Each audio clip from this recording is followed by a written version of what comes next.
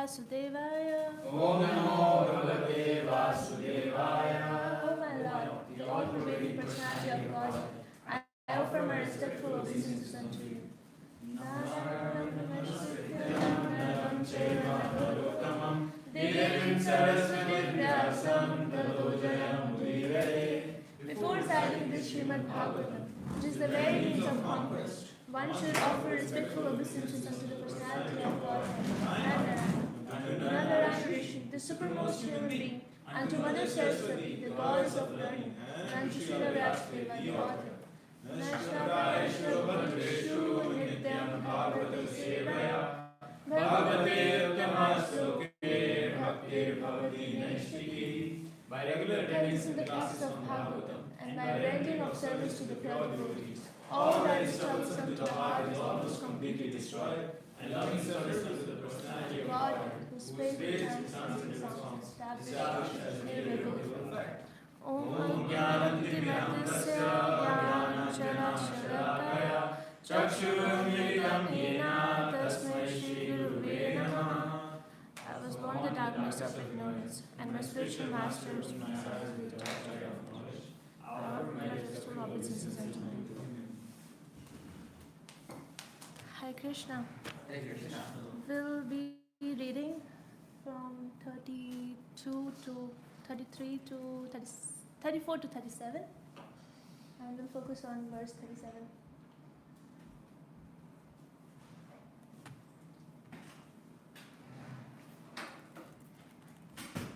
Yes. We can read it together or one by one. One word. Okay. O Lord, during the time of maintenance, you manifest several incarnations, all with your transcendental bodies, beyond the material modes of nature.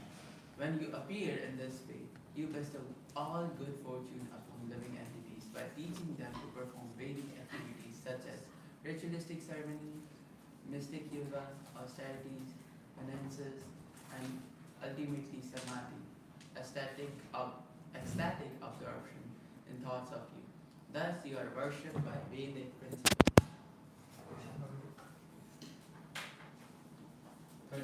30 scroll down. O Lord, causes of all causes, if your transcendental body were not beyond the modes of material nature, one could not understand the difference between matter and transcendence. Only by your presence can one understand the transcendental nature of your Lordship. Who are the controller of material nature? The transcendental nature is very difficult to understand unless one is influenced by the presence of your transcendental form. O Lord, your transcendental name and form are not ascertained by those who merely speculate on the path of imagination. Your name from the attributes can be ascertained only through devotional service. Even while engaged in various activities, devotees whose minds are completely absorbed at your lotus feet and who constantly hear, chant, contemplate, and cause others to remember your transcendental names and forms are always on the transcendental platform, and thus they can understand the Supreme Personality of Godhead. 37.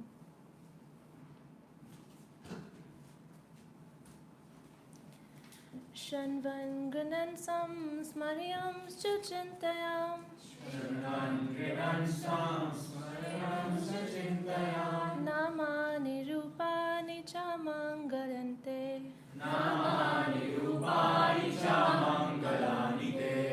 Kriyashu Yastava Charnaravindayor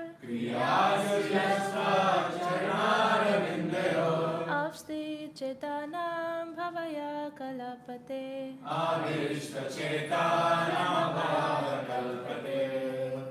Shanvan Ganansam Smaryam Chachintayan Namani Rupani Chamangalanite Kriyashu Yastava Charnaravindayor Avista Chetana Bhavaya Kalapate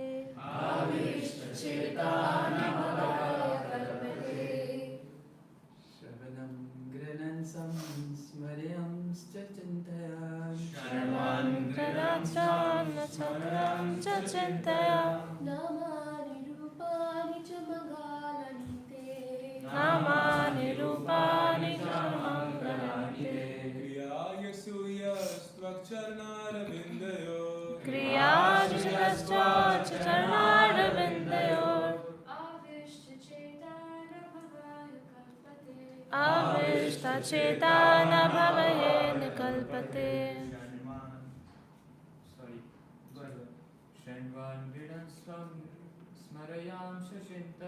Shanman Ganan Swam Smarayam Sachintaya Namani Rupani Chamangalanite Kriyashu Yashtava Charnaravindayor Avishta Chetana Bhavaya Kalpate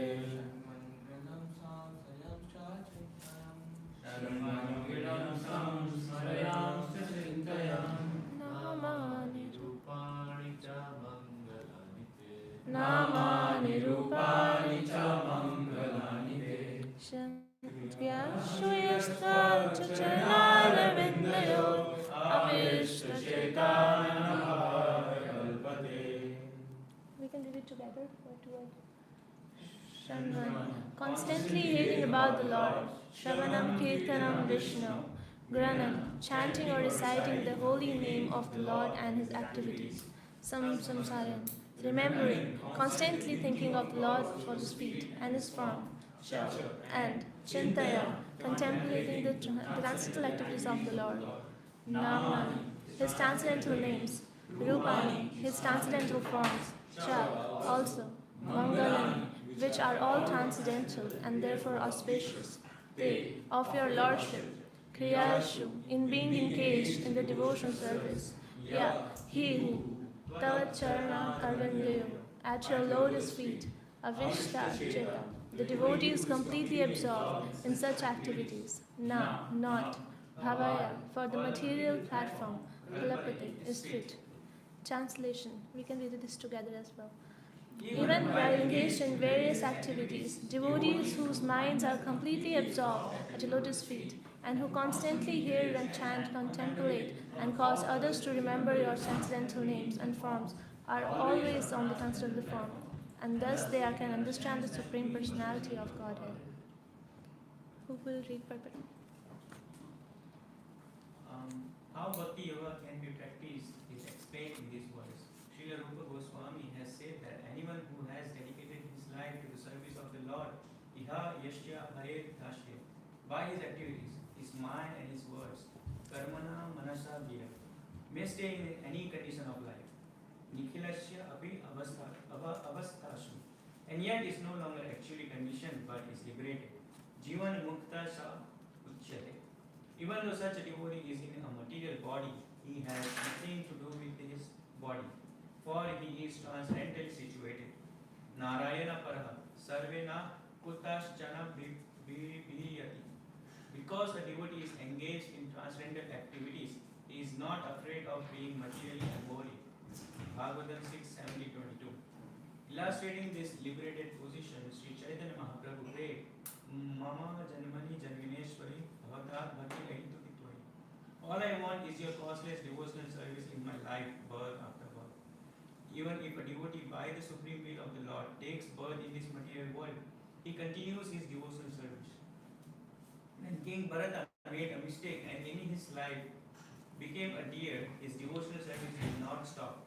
Although some slight chastisement was given to him because of his negligence, Ramamuni says that even if one falls from the platform of devotional service, he is not lost, whereas non-devotees are lost entirely because they are not engaged in service. Bhagavad Gita 9:14. Therefore, recommends that one always engage at least in chanting the Hare Krishna Mahamantra. Satsam Kirtan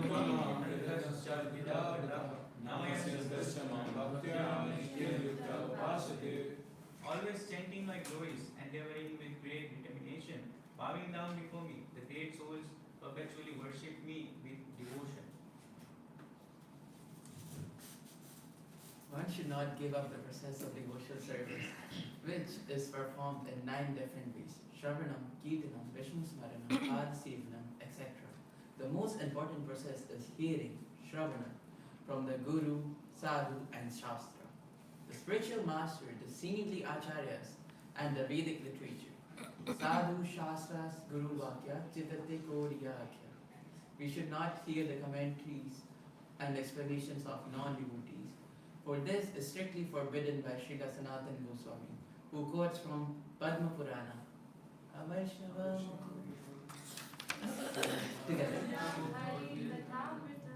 Shvaranam naiva kartvayam sarvochistam yathapaya. We should strictly follow this injunction and never try to hear from Mayavadis, impersonalists, voidists, politicians, and so-called scholars. Strictly avoiding such inauspicious association, we should simply hear from pure devotees.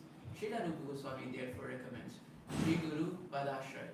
One must seek the shelter at the lotus feet of a pure devotee who can be one's guru. Chaitanya Mahaprabhu advises that a guru is one who strictly follows the instructions of Bhagavad Gita. Yare Lekha Tare Kahe Krishna Upadesh. Chaitanya Charitamrita Madhya Lila 7.128. A juggler, a magician, or one who speaks nonsense as an academic career is not a guru. Rather, a guru is one who presents Bhagavad Gita, Krishna's instruction, as it is. Shravana is very important. One must hear from the Vaishnava, Sadhu, Guru, and Shastra. Sadhu Prabhu. Sadhu. The word. The word here means by manual labor or by work. It's important in this word. When we engage in acts of service to the Lord, in our Krishna conscious movement, all our activities are concentrated upon distributing Krishna literature. This is very important. When we approach any person and induce him to read Krishna literature, so that in the future he also may become a devotee. Such activities are recommended in this verse. Kriyashu Yashtva Charanaravandeo. Such activities will always remind the devotees of the Lord's lotus feet.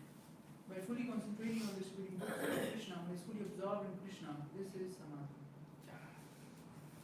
Chad. This will be the discussion-based class. I would need all your help to put your inputs in this and help me. In this verse, Prabhupada is teaching us how we can practice Bhakti Yoga. We all know the processes of devotional service, all the 9 different ways. I will share something. When I started my Krishna consciousness life, I started with reading this book, On the Way to Krishna. And at that time, this book was an ordinary book for me.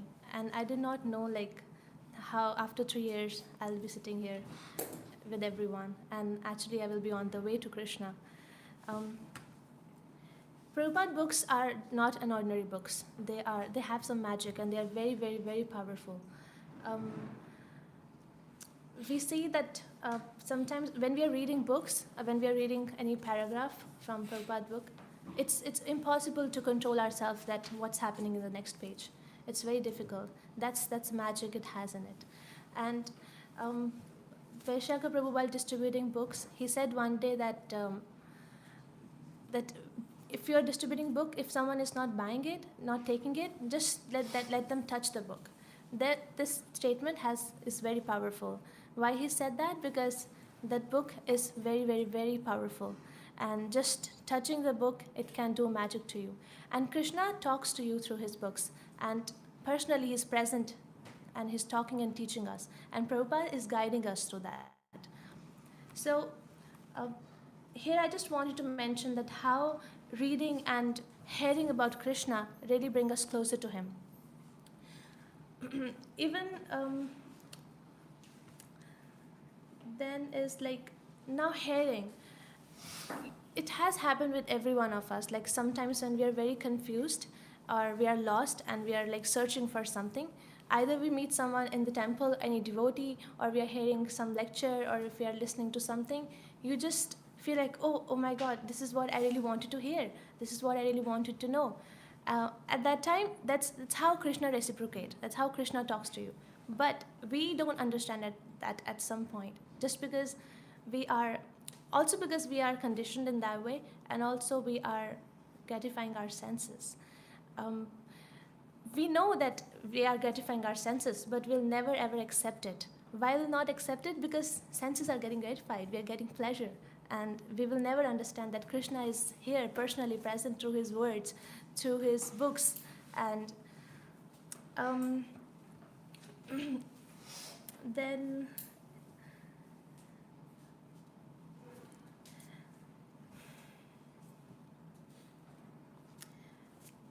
in the purport it is mentioned that we should never hear from non-devotees and Mayavadis and impersonalists.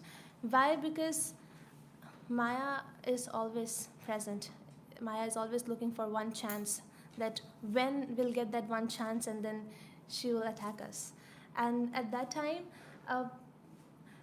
non-devotees are like, when they're telling us, when they're talking about Bhagavad Gita, they may talk about it, but they will just take out Krishna from the Bhagavad Gita, and they will tell us how we can be mindful, how we can work through mind and yoga, but they don't know that the highest thing is like bhakti yoga.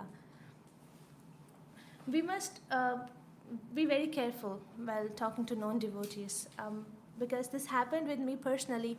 One day I was talking to my friends and I was telling them about Krishna consciousness, and they just started, and their one statement just made me think like for 2-3 days, like, and it arised 100 questions against Krishna for me, and I was like, I'm not able to feel connection with Krishna, and why did Krishna did that to me? Why is he doing that? You see, I just talked with that one person, and that person just brought all my 3 years of practicing Krishna consciousness into questioning Krishna, like, okay, Krishna, why did you do that? I don't trust you anymore. So then in the purport, they also mentioned that we should approach a guru, like you should always reach out to guru, and that guru will help you. Then when this was happening with me, I went to Maharaj. I was telling him that, Maharaj, this happened. I don't think that I can trust Krishna anymore. I don't feel connection with him. And Maharaj was like, instead of consoling me and saying, yes, you're right and right, he just told me that, you know what, can you just take a notebook and write down what Krishna has done for you in the last 3 years? Can you just write down? And I was like, okay. He's like, just go and write it and then come back to me. And I went. When I started writing, I was like overwhelmed. Like, oh my God, Krishna, you have done a lot for me. And why this one statement of this non-devotee or this person just made you question for you, like 100 question arised. And then I went back to him and I was like, Maharaj, this is 1 page, full paragraph. Can you just see this? And then he just told me that, how do you feel now? I'm like, I love Krishna a lot. I cannot live without him. So you see how a guru, how an advanced devotee helps you. They don't only just remove this distraction. They don't only just help you in getting, they just help you and bring you more closer to Krishna. So you just be very, very, very careful about being away from all these non-devotees, just to protect yourself. At some point, Krishna will not let us go. He loves us so much. He will not let us go like this. But still, he cannot force us. I was listening to the lecture of Mahatma Prabhu, and he was saying that we are jiva, we are independent, and we have this free will. So Krishna cannot force us to come closer to us. But he will make some situations like that. He will bring up some opportunities. He will make us meet with some devotees so that we can reach out to him. We can go near him. So, but he will never force us. So that's how we have to try from our end too. We have to protect ourselves, our sadhana. And same as like Maya can attack you anytime. If your sadhana is not that strong, there are high chances of falling down. So we need to be very, very, very careful when we hear from someone who is not practicing this, because Krishna has chosen us. We need to be very grateful and respectful. And whenever we feel like we cannot trust Krishna, or there are some questions like, why Krishna, why did you do that to me? Just start writing. So start writing that, what he has given you, what he has done for you. Then you see how this thing will turn into an opposite way and bring you more closer to Krishna. Then in the last paragraph, they are saying this word is kriya issue. Kriya issue it means engaging in practical services. It's not about just thinking and just talking philosophically about Krishna. It's about engaging your body, your mind, and your consciousness towards him. You can take example of Srimati Radharani, how she serves Krishna personally. She fans him when he's sitting, and then she decorates her room, his room and his seat, and then she cooks kheer for him. So you see, and then whenever she's talking with gopis, she's talking about Krishna only. So in every way, she's just serving Krishna. So why can't we do it? We just do chanting, we listen to the lecture, and then we just read some book, paragraphs, okay, we are done. Yeah, this is also a very wonderful thing we're doing, but why not 24/7? And how we can? So I was thinking about this personally, like how I can, like while reading this verse, I was like, how can I focus on Krishna 24/7? And then I was like, okay, when I wake up because I have to attend Mangala Aarti. It's in a schedule, I have to be there. But why not I'm waking up at 4 a.m. just because I have to see Krishna? He's waiting for me, he's opening his doors for me. So you can engage like that. So your mind is thinking about Krishna. You're taking bath, just think like, okay, I'm taking bath because I want to be clean for Krishna.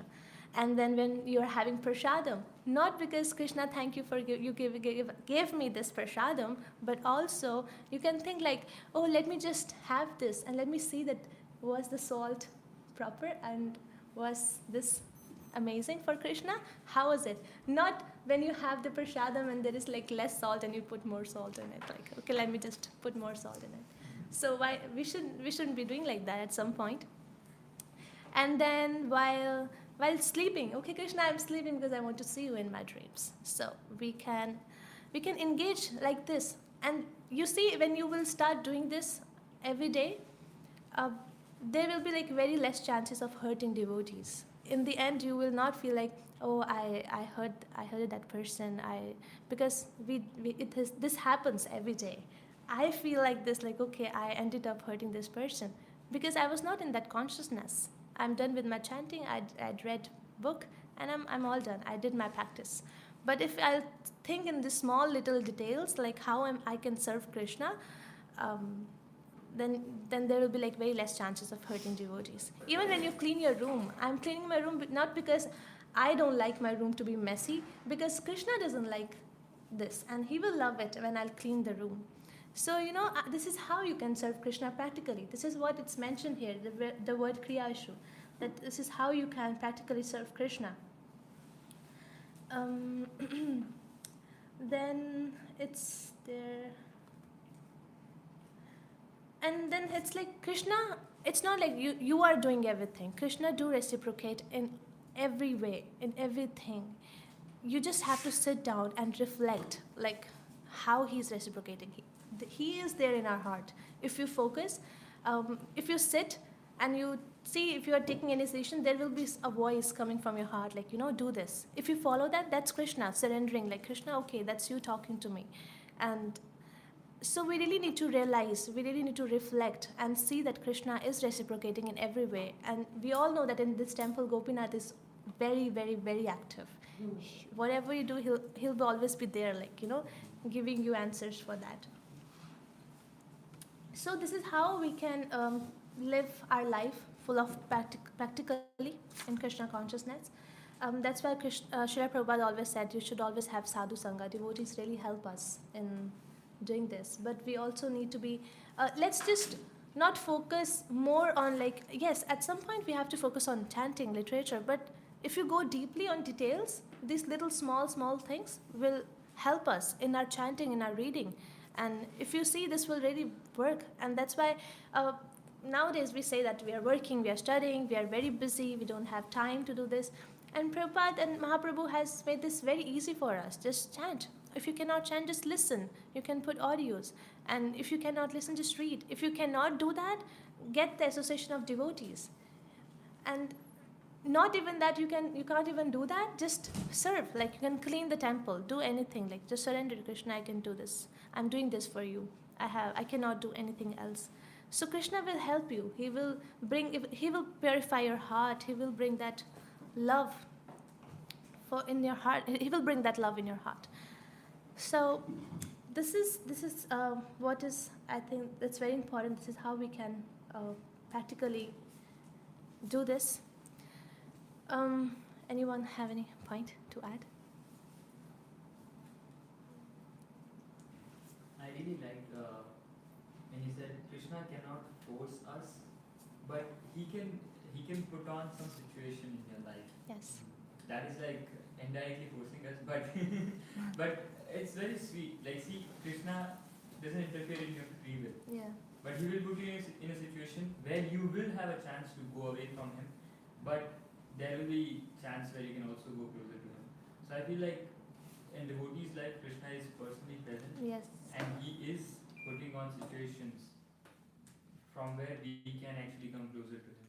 It's sometimes it's our ignorance that we cannot see that how this situation is favorable to my Krishna consciousness, or how I can go closer to Krishna in this situation. So I think we can pray to Krishna Yeah. that give us that intelligence in which we can, Yes. in every situation we are just wanting to go close to him. Yes. Yes. Thank you. for sharing. Yeah, I really liked how he explained about triage. It was very nice. And like how, I think to Moral Prabhu's point, like how we are acting like in a safety net. If you see parents, sometimes children just like to run around everywhere, and that's what we're trying to do. But Krishna has maintained the safety net for us. Yes. And and when we touch the safety net, or when we crash onto the safety net, we realize, oh, we have to come back, to the middle where the parent is standing. So it's I really like that. Plus about cleaning the room. Now I've got a new perspective to why I should keep my room clean. Yes. Because I don't want my Krishna wants it to be clean. So Yes. that is something I will definitely make sure. It is very nice, and especially the point where Gopinath is very active in this temple, and everyone has experienced that. So Yes. this is very interesting in that way. Thank you. Yes. Please go ahead.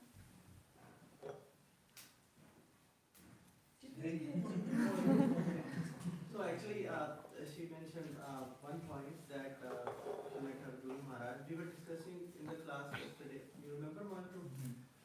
There's a verse in Srimad Bhagavatam 4:22-7. I don't know if we can pull that up. So in that purport, Prithu Maharaj is saying to four Kumaras that my dear great sages, auspiciousness personified, it is very difficult for even the mystic yogis to see you. Indeed, you are very rarely seen. I do not know what kind of pious activity I have performed for you to grace me by appearing before me without difficulty. So, Prabhupada actually writes, I want to focus on this line specifically. It says, when something uncommon happens in one's progressive spiritual life, it should be understood to be incurred by agyahatsukriti or pious activities beyond one's knowledge. So when you come into Krishna consciousness, it's not an ordinary or coincidence. Oh, suddenly you jump into. No. We have done some agyasakriti, some pious activities, right? Like in Bhagavad Gita is mentioned, Yesham Antagatam Papam. You previously all your bad karmas are finished. Jananam Punyam Karanam. Your punya pious activities come up, and then with Ananya Bhakti you serve Krishna. So it's not something ordinary like we are sitting here in this room, discussing about out of 8 billion people, right? How many are doing Krishna conscious? So we have somewhere done in a previous life. That's how we be able to meet a guru, right? And in fact, the devotees. It's not just random too. So yeah. There's one thing that just came to my mind. When we were in Japa workshop, I think everyone knows Chitrangi, Yes. Sarvana Prabhu's daughter. She told me, and that was a very powerful statement. She said Krishna is like our mother. She's present everywhere, even though he's a boy. But he is our mother. So I think I've been thinking about that statement, and when you say that Krishna is everywhere and Gopinath is active here. But at the same time, when you step out, Krishna in some other form is active, If you pray to, let's say, Radha Madhav, that please allow me to come to Mayapur or something, then they reciprocate. So he's active everywhere. And it just actually reminds me of, like Mother's Day in general are like that. You ask, I want this, I want noodles, I want this. So they're just like ready to dispose, okay, whatever you want.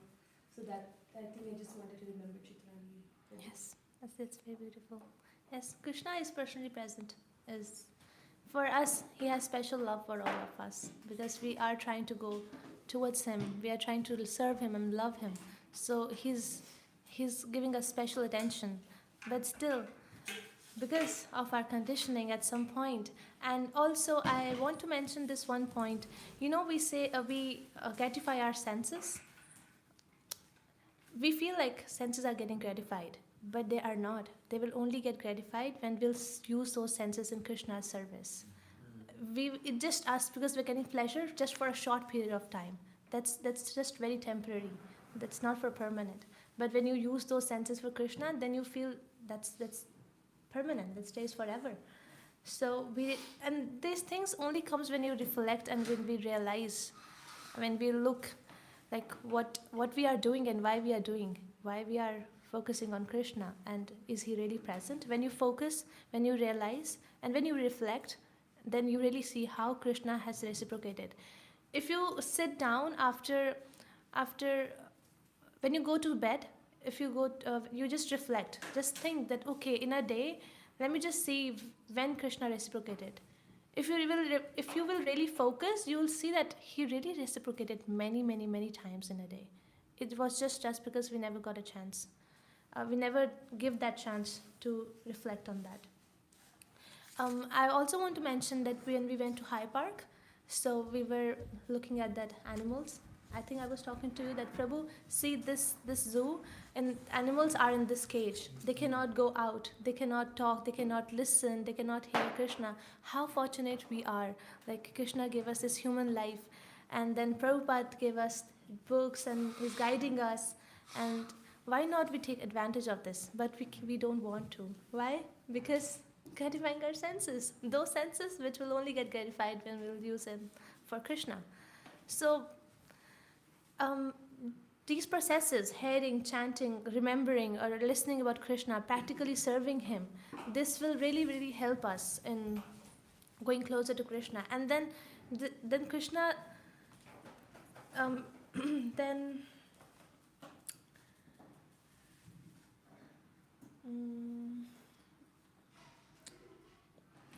and that's how like Krishna can be understood by devotees. It's mentioned there in the translation. Yes, that Krishna can only be understood by his devotees. Why? Because his devotees are trying to serve him. His devotees are loving him. His devotees are hankering for his association. They want to see him. So Krishna cannot stop himself. So that's why only devotees can understand him, not other people. Because non-devotees, they will have their own speculations, own thoughts, because their focus is not serving Krishna. There is like how we can bring out the point, telling them science is more superior than what Krishna is doing. But Krishna is everything. So that's all for now. Please forgive me if I said something wrong, and you can.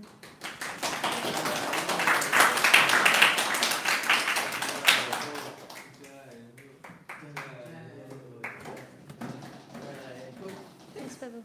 I think I have a few more points as well. Yes. You said, why not 24/7 Krishna consciousness? Right? This is very important. Sometimes, even though we live in temple, we forget this. Yes. We are Krishna conscious, maybe during morning program, maybe during service hours, maybe during when we are doing kirtan or when we are taking darshan. But rest of the time, we are me conscious, or we are self-conscious, we are self-centered. We want to serve ourselves. How can I be better? How can I be more comfortable? So this is very important. It's like a very gentle, good reminder. Yes, thank you for sharing that. And then you were talking about hurting anyone. You cannot hurt someone if you are Krishna conscious. You said it's very powerful. Imagine you are singing for Krishna and you are genuinely offering that singing with devotion. You cannot think ill of some devotees during that. while you are Krishna conscious. So like that, they cannot go together. That's what I'm trying to say. So if we try to be Krishna conscious, if we try to see Krishna everywhere and in everyone, it's impossible for us to hurt anyone. Yes.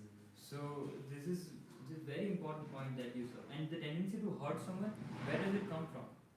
It comes from self-centeredness. Yes. It comes from gratifying our senses. Because if we see them as Krishna's devotees or servant of Krishna, then we won't be able to hurt them. Because how can we hurt Krishna's man or Krishna's woman, right? No. And I think this is the last one. When you said when we gratify our senses, we are not actually gratifying them. It's actually there in Bhagavad Gita that when you are trying to gratify your senses, you are actually pouring ghee in fire. So you are actually agitating your senses more. It's like scratching the itch. Prabhupada gives example of scratching the itch. It will become more itchy. So real sense gratification is actually serving Krishna. Yes. So very important point that you mentioned. Thank you. Thank you. Yes, it's right. Practically, when we are like doing artis or we are singing, it happens with me. Like when I don't get a chance to sing, I'm like, why am I not getting chance to sing? I also wanted to sing, but why don't we think in that way? Like, okay, if not me, this person, he's just serving Krishna. Then that's so nice. That's what I want. My desire is not to serve myself or gratify my senses because I wanted to sing. At some point, it's good. Like I also want to sing for Krishna, but our consciousness, if it's like serving, then that's very important. Then you don't feel that bad feeling for other person. That's from where the jealous or this anger things comes up. Yeah. It's actually our ego that is coming when Yes. we want to sing. But Radharani's consciousness is she wants to serve Krishna. Yes. She's pushing others. Yes. That you serve Krishna. She wants Yes. better for Krishna, not better for herself. Yes. So if we want better for Krishna, then we'll push others. Oh, maybe she can serve Krishna well. Yeah. Maybe he can serve Krishna better than me.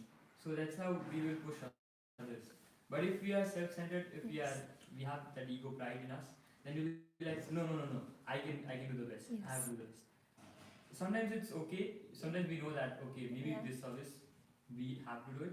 But sometimes we, if we have this consciousness of serving Krishna better, then we will push others and then we will empower others. Yes. And when we do this, then we become favorite of Krishna. Then become his favorite. Just adding on to Prabhu's point, Prabhupada actually mentions that Krishna consciousness is the answer to so many things in this world. So, and then I was like, how is this is one thing the answer to everything, right? But then when you look at just the word being Krishna conscious, like you said, they're looking seeing Krishna everywhere, then then again, right, you cannot do anything bad to anyone. Always ready to serve that person because Krishna is with that person. That is very, very interesting point, and especially I like the point about your conversation with Maharaj about how Maharaj guided you. So because at one point of time, you were at the stage where you become self-centered and you were like, Krishna is not reciprocating with me. But then when you stop and when you reflect back at the point where you see how where you see that Krishna has been reciprocating, but we've been blind, we've just been focused on ourselves. So that was a very good way, and how Guru guides us back to this state of Krishna consciousness. So that was a very interesting point. I just had a question, like you mentioned, the fact that how one may want to do a service, but and someone else has to see the service. So this particular form of jealousy might come in. Is that jealousy bad in a way? That one wants to do service, or is it good is it bad in a way that you do not like that person and that person getting service all the time, or is it good that I want to do more service? Is that what? So here it comes two things. Like if you are thinking in such way, like okay, that person, I also want to sing because I want to personally serve Krishna by I want to sing. So you don't feel bad about that person. But then if you feel like, why this person is singing everything, why I'm not getting a chance, and then you behave with that person that way, like, you stay away and then you feel like, okay, I don't want to talk to this person just because he was singing nicely. that's very different. So it depends on your consciousness. Okay, the person is singing, Krishna, he's serving you, but I also want to sing, can you give a chance someday? So this, your consciousness is like something else. But when you're like, Krishna, I don't feel good, he's singing for you, I also want to sing, this is not fair, this and that, then you're complaining about it. So that's how you can differentiate your consciousness. Yeah, an example that comes from one of the pastimes of Gopal Bhatta Goswami, where he was, because most of the Goswamis had deities, and he was the only one who had Shaligram Shilas, and someone came and even said, because the Shaligram Shilas were wrapped in sandal paste, he looked like pakoras. And then he was very sad, he was really sad, he was like, can you please come in front of me? And then when he was describing the Shilas of Narsimhadev during on Narsimha Chaturdashi, and then he spoke about how the Lord, came out, Satyam Vidatam Nijavitti Vashitam, and then what he just came, the Lord came just to fulfill, what the devotee said, so, and that is something, so exactly how we see in this situation as well. And it just so happened yesterday, I went for a root canal, and it was the most, you remember all those things when you see a dentist. For other things you're fine, they'll put you on an AC. They can also sedate you. But I was so horrified to go, and when I saw all those equipments and needles, and I almost left my body. But then I just remembered that in India it's worse. If you go and see a dentist, they really don't even put laughing gas or anything on you. So that's a real torture. So, but then it did come to my mind. I don't know, somehow I was coming up with some funny realizations in my head that this is not permanent. This is really happening in fraction of seconds.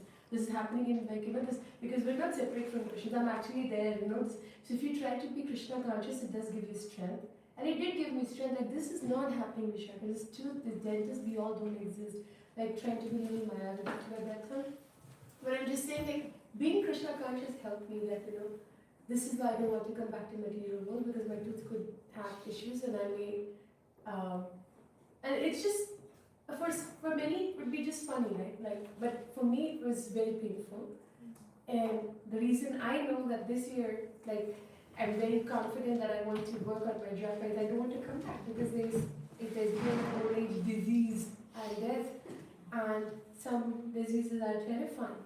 But when you become Krishna conscious, as Manu was saying, it does help you to overcome it. And it was helping. I don't know, I don't know if it was surrender or not, but it was just some funny moments of prayers. I was praying to Lord Rishiva, you have such nice teeth. Can you please help me not feeling the pain in my teeth, just because you have nice teeth? So whatever random prayers come to my mind. So, but it did help. It somehow helped, and it was fine. But the point Mona was making is very powerful. As far as we can remember Krishna, and then also just same point linked with Anisha's question. I think what Kalakanta Prabhu taught me was that anything that happens in the temple or anywhere in your life is because of Krishna. Absolutely. So if you get a chance to sing, Krishna sanctioned it. If you didn't get a chance to sing, Krishna sanctioned it.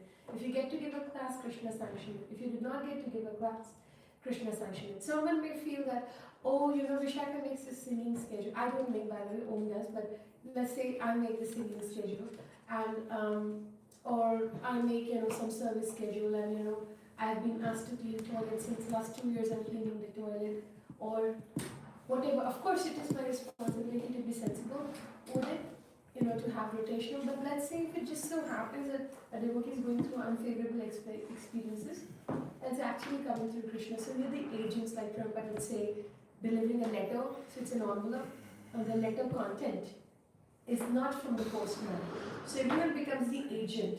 But now this doesn't mean that now I'll act the agent of karma and I'll teach people, I'll help them in an celebrity. That's not the case. But whatever happens to us is the will of Krishna. And particularly for you will see magically someone would ask you to lead kirtan out of nowhere. Magically someone would ask you to give a class. Magically someone would ask you, could you do this, could you do that? And So all that happens because of Krishna. His timings are really perfect, really perfect.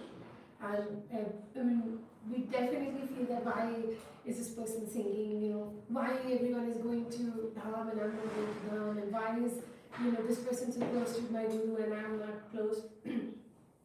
All happens because of the sanction of Krishna. Very hard to understand. I also forget that. I mean, I definitely forget that. But then I remember it too.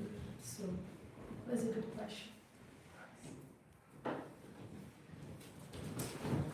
You have a question or commentary? I have a question that you mentioned about sadhana, a little bit part about sadhana. So I just was also thinking about this, that how to balance your sadhana. For example, if I'm doing more rigorous sadhana, waking up, chanting 64 rounds, doing this, doing that, okay, this is my reading time. So I tend to become dry. And if I neglect it too much, then I tend to become dry. I miss my sadhana. So how to balance it, or how to see that what is missing? Basically, how to balance your sadhana so that you don't become too dry, I guess. First thing that you should have is like love in your heart. You should have love. Not like I will do 64 rounds, I will do this and that. We have to do it, but there should be love inside you. That you're doing it to serve Krishna, to make him happy. Just don't make it like so kind of a pressure for you that okay, I have to do this, all these things. This won't help you because your consciousness is like I have to do it. Like as all the Guru Maharaj says that 16 rounds. It's not about completing 16 rounds. It's about telling Krishna that I love you. Like how can I serve you? So you can balance this if you will have love. Just don't be very hard on yourself. Just don't force yourself to do it. You can just think like, okay, let me just start from little things. Because Krishna doesn't see that how many rounds you do and how strict sadhana you are doing. He only sees how you are behaving with his devotees, how you are serving him, how you are thinking about him 24/7, how in little things you are thinking about him. And when you are chanting, even when you chant 2 rounds, if you're doing it like with full focus, with full love, he will accept it. He'll be very happy. He'll be happy the same if you do 16 rounds, if you do 2 rounds, he'll be happy with both of them. But that love and that serving mood, that's what he sees. So just don't be hard on yourself. Just put little steps. He's holding our hand. He's helping us to walk towards him. So I think this is how you can do it. Yes, And thanks. Master Prabhu was saying that see yourself the way Krishna sees you. Yes. Prabhupada said about chanting, someone went to Radha Kund. I think someone was mentioning this in the class also. That someone went to Radha Kund and they were asked by some Bhakti that, oh, you should chant 64 rounds. You don't chant 64 rounds, you don't go back home, back to work. And when he came to Prabhupada and said, Prabhupada, I heard this. And I think, what do you think? Maybe we should chant 64 rounds. Prabhupada said, you cannot buy Krishna with your 64 rounds or any number of rounds. You chant 128 rounds, you chant 164 rounds, 196 rounds. You cannot buy Krishna. But when you chant with some love, some affection, Mahatma Prabhu's whole workshop was, have some affection, have some feeling for Krishna. Not mechanical, not just Krishna. He doesn't want a Krishna. He wants some love and affection in your chanting, right? If you have some love and affection in your chanting, that is what he sees. And he sees if you're trying or not. Trying is very important. If you had some energy, if you had some capacity, but still you give up without trying, that's what Krishna doesn't want. Krishna doesn't want to be complacent, but there's one is panic zone, one is complacent zone, and then in middle is the stretch zone. So in panic zone, you are trying to do a lot, and you are planning like, oh, what should I do? And in complacent zone, you're like, oh, I have to do this, I will do it later. Complacent zone. But stretch zone, you plan your day, and okay, I have to do these things. You try your best. You're not complacent, you're not panicked also, you're well planned and you try your best. So I think that will keep you balanced if you need that. Yeah, one very quick point I will add. In Srimad Bhagavatam, there is a beautiful verse that you can read, 1 to 6. So it says that Save Kunsa Panodharma Yato Bhakti Ahatukiya Pratihata Yatma Suprasiddhati. So Suprasiddhati means it gives you the ultimate pleasure, the transcendental ecstasy that we all are hankering. And it's unbroken. So that's what you're probably asking, like sometimes I feel dry. So when you are totally into transcendent level, then it's spontaneous, unbroken. You should never be feeling that I'm aloof from Krishna. It's continuity. Okay? So you can read that verse maybe later, but it's a beautiful verse by Sutta Goswami in the first canto. Yeah. Sava. She wants to. I was just reflecting on what everybody said about Sadhana thing. Prabhupada, when he was in the West, he was actually testing everybody. First he said 64 rounds, and then he came down to 32 rounds, and then he came down to 60. Devotees asked Prabhupada, why did you not do 16 initially? And he said, oh, I was just testing you guys. So, according to Prabhupada, 16 rounds without offenses and 4 regulated principles are enough for us to go back to Godhead. You might not find any reference for this in Shastras. 16 rounds and 4 regulated principles are enough. But because Guru has said it, Krishna is obliged to accept. Even in the story of Nanakumarya, they were doing their material activities. They had no intention of being Krishna conscious. But Narad Muni, because he wanted them to be devotees, he said, okay, you become priests in the courtyard of Nanda Maharaj. Now, because Narad Muni wanted that, so they didn't do anything to achieve that mercy. But because Narad Muni wanted it, the Guru wanted it, that's why they got it. So, even if you don't find any references of 16 rounds and 4 eggs in Shastras, but because Prabhupada has said it, Krishna is obliged to accept it. So anything that you do over it is your own sadhana. But you have to be faithful in 16 rounds and 4 eggs. That is what is there, right? And the second part is Manu was saying about love and affection. So in the pastime of Damodar, when Krishna woke up from his sleep and he went to Mother Yashoda and he was saying, Mother, I want to drink your milk.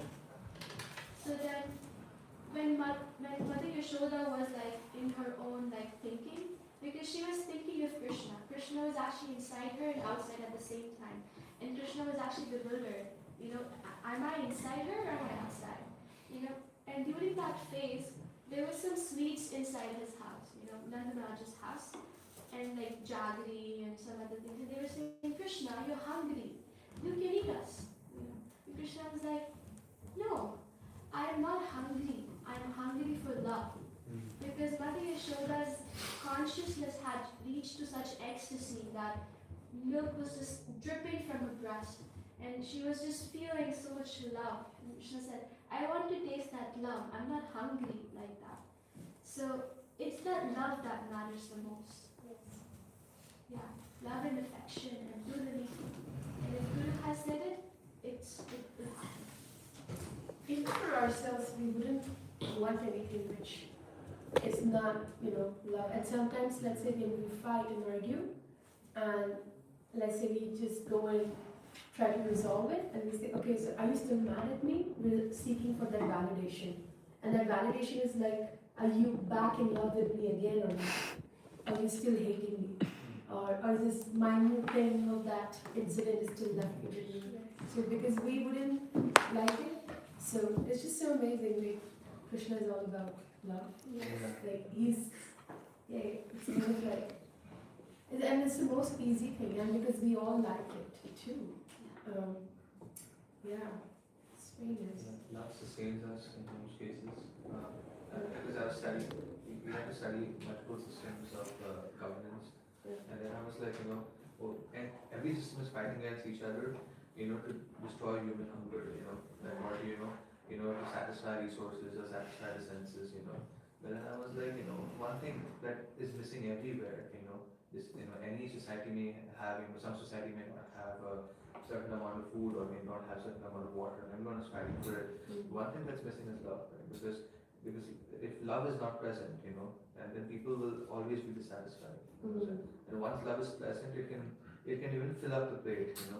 Let's say in a poor family, they may not have enough food, but just their association with each other, the loving association and this understanding that my father does not have the money to feed me is more than enough to fill their stomachs. And that is the same thing with Krishna. That I know Krishna will feed me one day, but for now I have his love that is feeding me. Also, if we are in that consciousness that love is my nature, but conditioning comes in between. It's like let's say I don't know what to give. Diwalis are coming up, and you make rangoli, that powder thing on the floor, and in order to protect it, you do everything, And if my mom would make it, she'd go crazy. Like she'd put like red tape as if someone was murdered here or something. So no one come. But she's protecting it, so the beauty remains. And if we just see that, if we can protect our love in the same way, and put that boundary, that my conditioning shows up. I know now it's a different thing. Now my conditioning, how extreme it is. Is it a trauma? Is it hunger? Like I know if I'm hungry and I'm hot, I'm definitely angry. So I need to be in a room which is AC. So you can always see like how can I put a check on my conditioning, and that allows to embrace love. And it's just very nice. Thank you for such a nice class. And just one more point. I was reflecting on what Ishan said, like if the love is pure, that can actually fill up the plate. And I was reflecting, how Haridas Thakur, like he would just chant all day. And then you'll think, okay, when is he eating? When is he satisfying his bodily needs? And then, when you're chanting, sometimes saliva gets collected in your mouth, and then you gulp it down. And we say that when we chant, Krishna is on our tongue. It's like that saliva becomes the nectar. When you gulp it down, you're like drinking it every night. It's like, I know it's okay. Never mind. It's like, But that's a good image actually. No, actually it's mentioned in Srimad Bhagavatam, Nigama Kalpataru Galitam Phalam. So when you read all this literature, you don't eat it. yeah. You drink it, Yeah. and you relish the nectar. Yes. So you're correct. You're not. It's mentioned in Srimad, Pivata Bhagavatam. Pivata means pina, like you drink it, not eat it, and you relish. So sweet. And it satisfies. Yes. Because he's a pure devotee. It's actually there, so he's satisfied in all senses. Srimad Bhagavatam.